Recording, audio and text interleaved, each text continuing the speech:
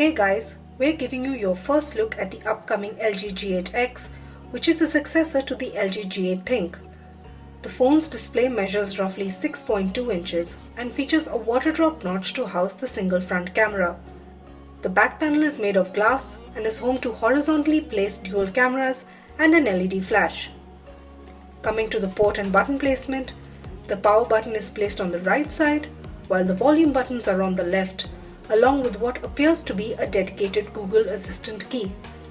The SIM card tray is on the top edge, while the bottom houses the loudspeaker, USB Type-C port, and 3.5mm audio jack.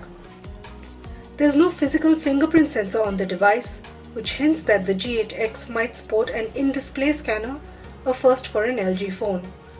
That's all we know about the LG G8X so far, with the renders brought to you in partnership with OnLeaks.